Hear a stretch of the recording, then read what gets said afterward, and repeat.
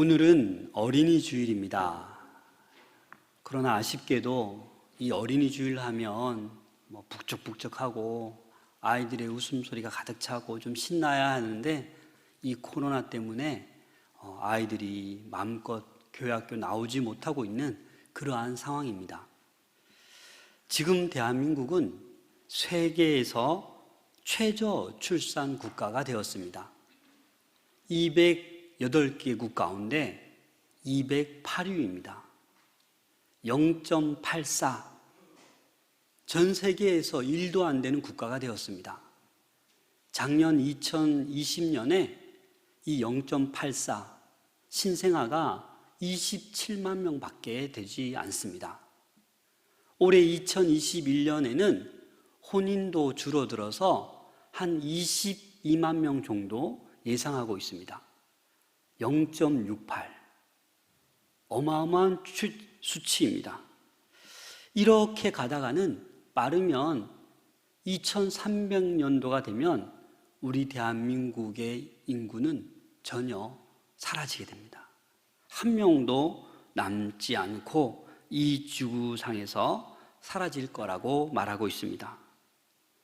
이런 저출산을 위해서 극복하고자 2006년부터 2020년까지 226조 원의 어마어마한 돈을 들여서 이 저출산을 막아보고자 애썼지만 별 효과를 거두지 못하고 세계에서 제일 심각한 저출산 국가가 되었습니다.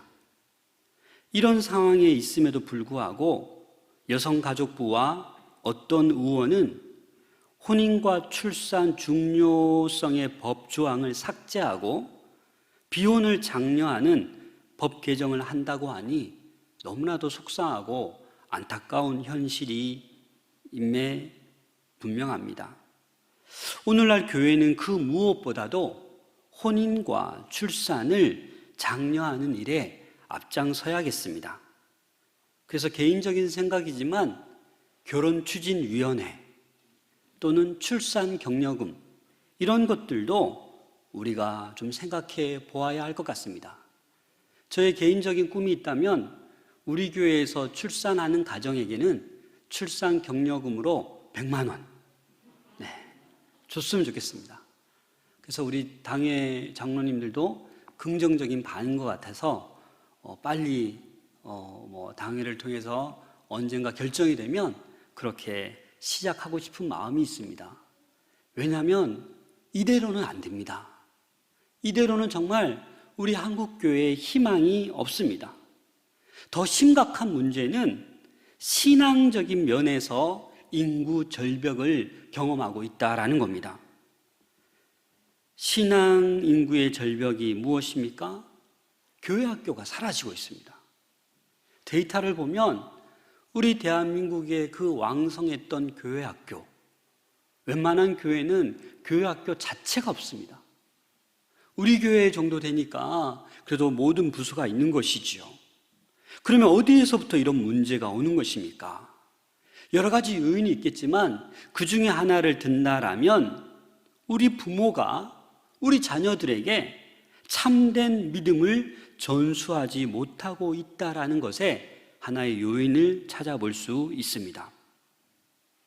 신앙을 자녀 세대에 물려주지 못함으로 우리 자녀들이 자기 마음대로 자기 소견에 옳은 대로 행하기 때문입니다.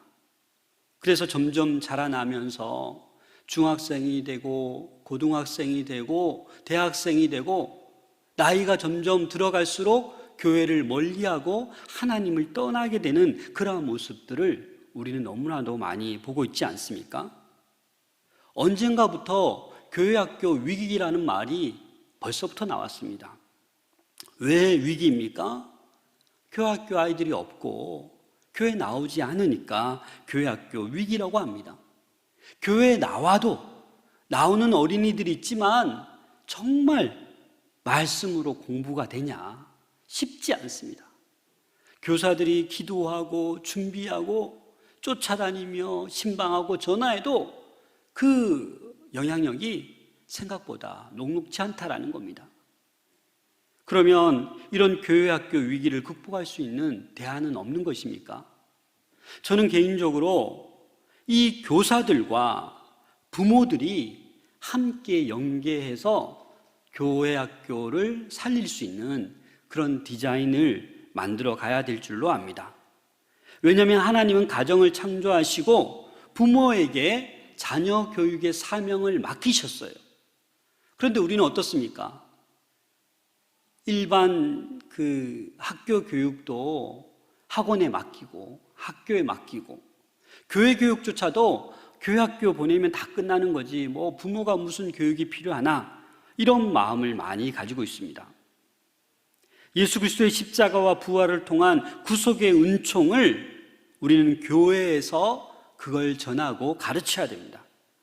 그래서 우리 모든 성도들 또는 어린아이들이 성숙한 신앙인이 되기 위해서는 교회와 가정이 함께 나가야 된다는 겁니다. 어느 한쪽에 맡겨놓고 나 몰라라 해서는 안 된다라는 겁니다. 그 어느 때보다도 교사와 부모가 밀접하게 그 한 영혼을 위해서, 한 자녀를 위해서 같이 기도하고 같이 고민하고 그렇게 양육해야 된다라는 겁니다. 오늘 본문은 사도 바울이 그의 젊은 동력자 디모데에 보낸 두 번째 편지 디모데 후서 서론 부분입니다. 사실 사도 바울은 지금 두 번째로 투옥되어 있는 상황입니다. 그래서 옥중에 있으면서 우리 디모데에게 쓴 편지가 오늘 본문의 말씀입니다. 바울은 이제 머지않아 내가 죽을 것을 알고 있었습니다. 그런 상황에서 디모데에게 유언과도 같은 마지막 서신 편지를 쓰고 있는 것입니다. 오늘 이 본문을 통하여서 어린이 주일을 맞이하여 바울이 사랑하는 아들 디모데를 보면서 우리가 어떻게 참 믿음을 자녀에게 전수할 수 있는지 살펴볼 수 있기를 소망합니다. 먼저 이 디모데의 가정은 거짓이 없는 참된 믿음을 이어가는 가정입니다. 그 참된 믿음을 잘 전수시킨 가정이다라는 겁니다. 오늘 본문 말씀을 보면 외할머니, 어머니 디모데 몇 대지요? 3대째 그 믿음이 자연스럽게 흘러가고 있는 것을 볼 수 있습니다. 오늘 디모데후서 1장 2절 말씀을 보면 사랑하는 아들 디모데에게 편지하노니, 누가 지금 이런 말을 하고 있어요? 바울이 동력자인데 나이도 한참 어린데 뭐라고 표현하고 있습니까? 사랑하는 아들 디모데에게. 그리고 오늘 본 말씀 3절에 보면 내가 밤낮 간구하는 가운데 쉬지 않고 너를 생각하여 청결한 양심으로 조상 쪽부터 섬겨오는 하나님께 감사하고 내 눈물을 생각하여 너 보기를 원함은 내 기쁨이 가득하게 하려 함이니. 여러분, 바울이 왜 디모데의 눈물을 생각한다고 합니까? 사도행전 20장 37절에 보면 이 바울이 에베소 교회에서 작별하고 밀레도에서 껴안고 우는 장면이 나옵니다. 아마 디모데도 그렇게 헤어질 때 아마 눈물을 펑펑 진실된 눈물을 흘렸던 것 같습니다. 그래서 바울이 그 디모데가 생각나는 거예요. 나를 위해서 그렇게 순수하게 울었던 그 눈물이 기억나서 너를 보기 원한다라고 말하고 있습니다. 또한 바울에게 이 디모데는 큰 기쁨이 되기 때문입니다. 먼저 우리 오늘 5절 말씀입니다. 5절 말씀 같이 한번 읽어보겠습니다. 시작. 이는 내 속에 거짓이 없는 믿음이 있음을 생각함이라. 이 믿음은 먼저 내 외조모 로이스와 내 어머니 유니게 속에 있더니 너 속에도 있는 줄을 확신하노라. 아멘. 거짓이 없는 믿음. 여러분, 어떤 믿음입니까? 이 거짓이 없다라는 이 헬라어 단어가 아누포크리토스라는 단어입니다. 이 아누포크리토스는 어떤 의미가 있냐면 믿음이나 사랑을 수식할 때 사용됩니다. 다시 말해서 순수한 믿음, 순수한 사랑, 흠이 없는 믿음, 흠이 없는 사랑을 나타낼 때 사용되는 단어입니다. 다시 말해서 이 디모데는 또 그 외할머니, 그 어머니는 거짓이 없는 믿음을 소유하고 있었다라는 겁니다. 사랑하는 여러분, 이 거짓이 없는 믿음이 3대째 내려오고 있다라는 거예요. 아마 이 믿음이 바울이 그렇게 표현하고 있습니다. 외할머니 로이스에게도 있었고 그 어머니 유니게에도 그 거짓이 없는 믿음이 있었다라는 것을 지금 확신하고 있는 것입니다. 그 믿음이 내가 예전에 너를 보니까 너 안에도 있다라는 것을 어떻게 합니까? 확신하고 있습니다. 그래서 바울이 그냥 생각하는 것이 아니라 아마 1차 전도 여행 때 이 디모데의 고향인 이 갈라디아 지역에 가서 이 로이스와 유니게를 바울은 만났던 것 같습니다. 그래서 이 로이스와 유니게가 어떠한 신앙으로 살아가고 있는지 보았던 것 같습니다. 그래서 이렇게 확신하고 인정하고 있는 것입니다. 사실 여러분, 이 디모데의 가족상을 잘 보면 일반적이지 않습니다. 오늘날로 말할 것 같으면 다문화 가정입니다. 아버지 어머니가 같은 유대인이 아닙니다. 어머님은 유대인이었지만 아버지는 어디예요? 헬라인이었습니다. 우리 사도행전 16장 1절 말씀입니다. 같이 한번 읽어보겠습니다. 시작. 더베와 루스드라에도 이름에 거기 디모데라 하는 제자가 있으니 그 어머니는 믿는 유대 여자요 아버지는 헬라인이라. 네, 아버지가 헬라 사람이에요. 그래서 오늘날로 말할 것 같으면 다문화 가정인 것입니다. 그래서 사실 같은 민족끼리 결혼해도 서로 안 맞을 수 있는데 다른 민족끼리 결혼해서 쉽지 않았을 수 있다라는 것을 우리가 생각해 볼 수 있습니다. 사실 좋은 배경의 가정에서 태어나도 인생의 실패자가 될 수 있고 아무리 어려운 환경에 태어나도 뛰어난 사람으로 성장할 수 있습니다. 그러나 갈수록 개천에서 용이 난다라는 경우가 드물어지고 있죠. 이건 세상적인 논리입니다. 하지만 신앙으로 보면 어떠한 집안의 출신인가, 어떠한 배경에 태어났나, 그게 운명을 결정하는 게 아니에요. 우리 신앙으로 보면 모든 것이 내가 나된 것은 하나님의 은혜로 되는 것입니다. 바울이 고백했던 것처럼 우리 고린도전서 15장 10절입니다. 다 같이 한번 읽어보겠습니다. 시작.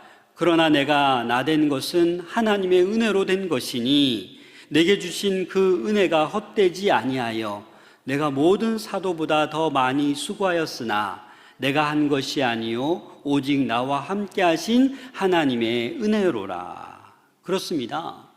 우리는 어떤 배경이 중요하지 않습니다. 하나님의 은혜로 우리는 하나님의 영광을 위해서 어떠한 상황에 놓여져 있어도 그렇게 살아가면 되는 것입니다. 믿음으로 살아내면 되는 것입니다. 당시는 헬레니즘이 유행했던 시기입니다. 그래서 민족을 뛰어넘는 이러한 결혼이 흔한 일이었습니다. 이 당시 알렉산더 대왕이 문화와 민족의 혼합을 장려했기 때문입니다. 다른 배경에서, 다른 문화에서 살아간다라는 것, 결코 쉬운 일이 아닙니다. 그러나 그런 환경에서도 디모데는 어떻게 해요? 거짓이 없는 참 믿음의 아들로 성장할 수 있었다라는 겁니다. 분명 어려웠을 텐데, 부정적인 영향도 많았을 텐데 디모데는 그렇게 이겨내었다라는 겁니다. 그래서 사도행전 16장 2절에 보니까 이 디모데는 루스드라와 이고니온에서 많은 형제들에게 칭찬받는 자다라고 표현하고 있습니다. 그 넓은 지역에 얼마나 거짓이 없는 믿음으로 살았으면 칭찬받는 그 믿음의 아들이 누구라고요? 디모데였다라는 겁니다. 사랑하는 여러분, 이 거짓이 없는 믿음이 진실한 참 믿음의 자녀를 길러낸다라는 사실을 꼭 기억할 수 있기를 소망합니다. 그러면 거짓이 없는 믿음이 어떤 것일까요? 여러분들 믿음을 다 소유하고 있죠? 여러분 다 거짓이 없는 믿음을 소유하시고 이 자리에 나오셨죠? 여러분 믿음이 다 순수하시죠? 네, 순수해야죠. 그러면 어떠한 믿음이 거짓된 믿음인가? 우리는 대표적인 인물을 잘 알 수 있습니다. 위선적인 신앙 하면 누가 떠오릅니까? 바리새인들이죠. 서기관들이죠. 이들의 신앙은, 이들의 믿음은 위선적이었어요. 다시 말해서 거짓이었어요. 그래서 예수님께서도 이 바리새인 서기관들을 향해서 외식하는 자들아 라고 수도 없이 책망하셨습니다. 이 바리새인들, 서기관들 어떤 사람들입니까? 율법의 말씀을 철저히 지킵니다. 그러나 지키는 것 같지만 실제로는 하나님과 동떨어져 있는, 하나님을 멀리하는 그런 사람들이었습니다. 바리새인과 서기관들이 왜 예수님께 강력한 비난을 받았습니까? 이들의 신앙이 위선적이고 입으로는 하나님을 공경하는 것 같지만 마음은 하나님에게서 멀어졌기 때문입니다. 마태복음 15장 7절부터 9절 말씀입니다. 함께 한번 읽어보겠습니다. 시작. 외식하는 자들아, 이사야가 너희에게 관하여 잘 예언하였도다. 일러스되 이 백성이 입술로는 나를 공경하되 마음은 내게서 멀도다. 사람의 계명으로 교훈을 삼아 가르치니 나를 헛되이 경배하는 도다 하였느니라 하시고. 그렇습니다, 여러분. 말은, 입으로는 하나님 공경한다 얘기를 많이 하면서도 그 마음에는 하나님이 없어요. 자기의, 자기 자랑 밖에 없는 거예요. 그래서 나를 헛되이 경배하고 있다. 다시 말해서 거짓된 믿음이다라고 말씀하고 있는 것입니다. 그래서 이 바리새인과 서기관들에게 예수님께서 또 이렇게 말씀하셨습니다. 마태복음 23장 23절입니다. 화 있을진저 외식하는 서기관들과 바리새인들이여, 너희가 박하와 회양과 근체에 11조는 들이되 율법에 더 중한 바 정의와 긍휼과 믿음은 버렸도다. 그러나 이것도 행하고 저것도 버리지 말아야 할지니라. 무슨 말입니까? 박하, 회양, 근체 주님께 드리는 거, 그래 그거 하는 거 맞아. 그러나 더 중요한 것, 정의와 긍휼, 믿음을 버리지 말아야 된다는 거예요. 그게 더 중요하다라는 겁니다. 사소한 것에 열심을 내지 말고 정작 중요한 것을 간과하지 말라라는 겁니다.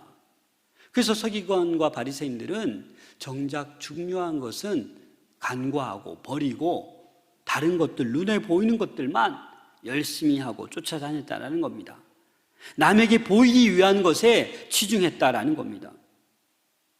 사랑하는 여러분, 우리의 모습은 어떻습니까? 나도 모르게 깜빡해서 정말 중요한 것을 놓치고 이렇게 사소한 것에 목숨 걸고 있지는 않습니까? 우리 가정은 거짓이 없는 참된 믿음을 잘 전수하고 있습니까? 아니면 율법적인 신앙을 전수하고 있습니까?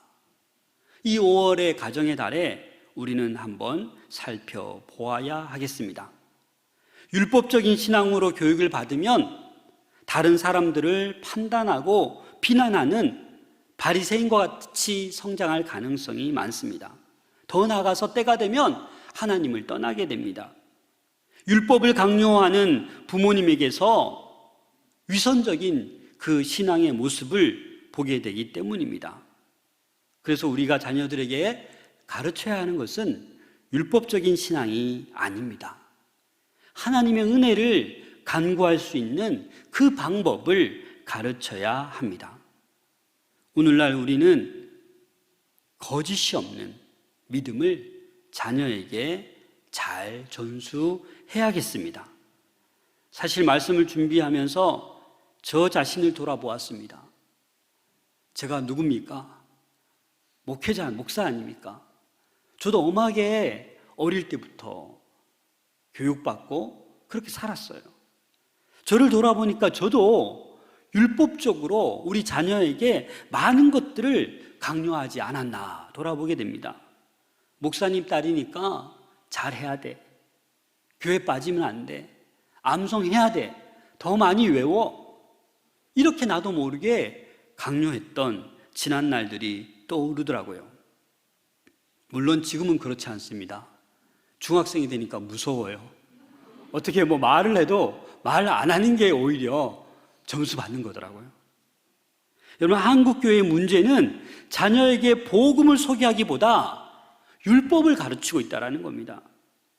거짓이 없는 참 믿음을 가르쳐야 되는데 율법을 가르치고 있다는 겁니다. 이 외조모 로이스와 어머니 유니기에서 참 믿음이 전수될 수 있었던 것은 바리새인처럼 율법을 문자적으로 가르치지 않았다라는 겁니다. 하나님의 은혜를 간구하는 것을 가르쳤기 때문에 이 디모데는 외할머니, 어머니로부터 거짓이 없는 믿음이 전수된 것입니다. 사랑하는 여러분, 율법을 지키지 못하면 정죄하고 율법을 잘 지키면 칭찬하고 또 사람들이 율법을 잘 지키는 것처럼 위선적으로 자꾸 포장하게 만드는 것이 우리의 현실입니다. 5월은 가정의 달입니다. 오늘은 어린이 주일입니다. 디모데 가정을 통해서 배울 수 있는 것 하나, 거짓이 없는 참된 믿음을 전수하는 우리 모두가 될 수 있기를 소망합니다. 디모데후서 1장 5절 말씀을 세 번역으로 다시 한번 읽어보겠습니다. 같이 한번 읽겠습니다. 시작. 나는 그대 속에 있는 거짓 없는 믿음을 기억합니다.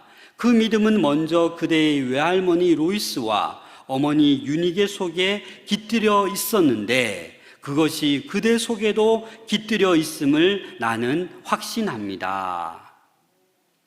저는 세 번역으로 읽다가 이 깃들여 있다라는 것에 갑자기 멈췄습니다. 깃들여 있다. 그 깃들다라는 의미를 사전적으로 보니까 아늑하게 서리어 들다라는 뜻이더라고요. 여러분, 우리의 신앙이, 우리의 믿음이 자녀들에게 아늑하게 서리어 들도록 해야 되는 것입니다. 어떤 강요나 어떤 억압이나 어떤 율법으로 하는 것이 아니라 우리 부모의 믿음이 자녀에게 아늑하게 서리어 들도록 참된 믿음이 그들에게 전해질 수 있도록 그렇게 해야 된다는 겁니다. 그런데 우리는 안타깝게도 몇 가지 행위들을 철저하게 행하는 것이 좋은 신앙, 좋은 믿음이라고 생각합니다. 그 행위에 사실 우리들이 초점을 맞추고 있는 것이 사실입니다. 저도 그래 왔고요. 그 첫 번째가 무엇입니까? 주일 성수를 하냐 마냐, 주일을 거룩하게 지키냐 안 지키냐, 11조를 드리냐 안 드리냐, 헌금을 하냐 안 하냐, 성경을 읽느냐 안 읽냐, 전도를 하냐 안 하냐. 이 한국교회 신앙은 이렇게 객관적으로 평가해 왔다라는 겁니다. 행위들로 목록을 만들어 놓고 이걸 보고 신앙이 있다 없다, 믿음이 좋다 나쁘다, 그렇게 우리는 생각하고 있다라는 겁니다. 사실 이게 무조건 잘못되었다라는 것이 아닙니다. 이러한 기준으로 가다 보니 디모데와 같은 자녀를 양육해야 되는데 서기관과 바리새인을 길러내고 있다라는 겁니다. 정말 중요한 게 무엇인지 우리는 살펴보아야 된다라는 겁니다. 자녀들은 부모들을 보면서 말과 삶이 다른 모습을 보고 또 위선적인 모습을 보고 실망합니다. 우리는 그것을 잘 못 느낄 때도 있습니다. 제가 청년 대학 사역할 때 그런 고민을 상담을 몇 번 받았습니다. 부모님은 그 유명한 정말 믿음 좋게 소문난 분인데 이 아들은 실망한 거예요. 아버지 때문에 저 싫다고 그렇게 강요하고 교회에서와 집에서 말이 다른데 싫다고 이렇게 얘기하는 것을 보고 제가 깜짝 놀랐습니다. 여러분, 자녀 앞에서 가정에서 절대로 교회 얘기하지 마세요. 좋은 얘기는 해도 안 좋은 얘기 절대 하지 마세요. 부정적인 얘기 절대 하지 마세요. 성도 간에 누구는 어떻더라, 누구는 어떻더라, 목사님이 좀 이상하더라, 이런 얘기 해서는 안 됩니다. 우리 아이들은 경험하고 하지도 못했는데 그 삶과 말이 다른 것을 보고 우리 아이들이 실족하게 된다라는 겁니다. 바리새인처럼 교만하거나 다른 사람을 정죄하는 위선적인 믿음을 가진 사람들이 될 가능성이 높다라는 겁니다. 가정에서 그렇게 부정적으로 얘기하면요. 우리는 주일 성수를 참된 믿음을 지키며 신앙의 본이 되는 삶을 살며 조용히 기도하고 말씀을 묵상하고 말씀을 순종하는 그 모습을 자녀들에게 아늑하게 서리도록 깃들여지도록 해야 될 것입니다. 그럴 때 우리 자녀들도 실망하지 않고 또 거짓된 믿음이 아니라 정말 거짓이 없는 믿음으로 살아가게 될 줄로 믿습니다. 이 로이스와 윤리계를 통해 온전한 신앙이 완벽하게 전수된 건 사실 아닙니다.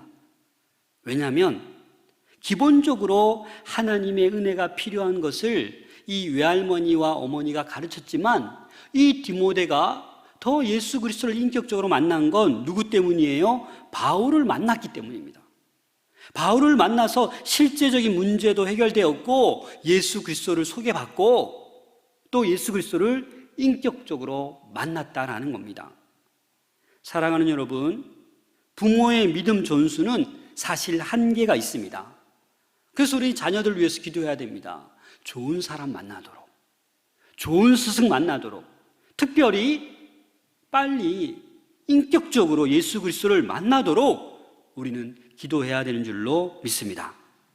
그렇게 할 때 우리 사랑하는 권속들의 모든 자녀들 또 모든 손주들은 자연스럽게 이 아늑하게 스며들듯이 그 참된 믿음이 깃들여질 줄로 믿습니다.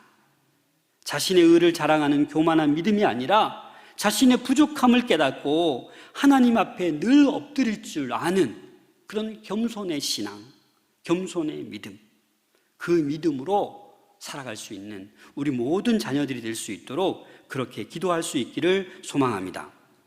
존 로렌스라고 하는 교수가 삶의 선택들이라는 책에 이런 표현을 했습니다. 우리 아이들은 생활하면서 배운다.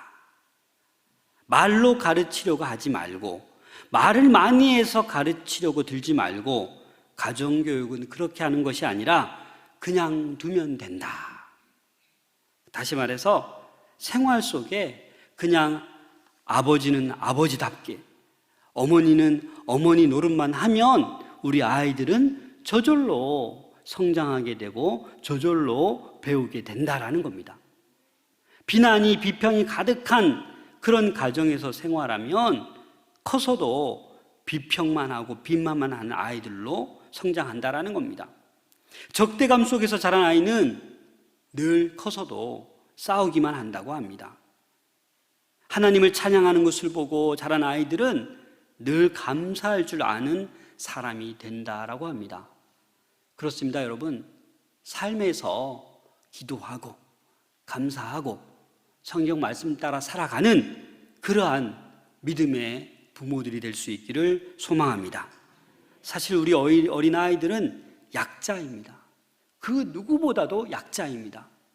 그래서 우리 믿음의 사람들은요, 내 자녀가 아니라 더 넓혀야 돼요. 내 눈에 보이는 모든 어린아이들이 내 자식과 같아야 돼요. 그 약자들을 보호하고 그 모든 어린아이들에게 이 참된 믿음, 거짓이 없는 믿음이 그들에게 아늑하게 스며들 수 있도록 다 사랑해야 되는 줄로 믿습니다.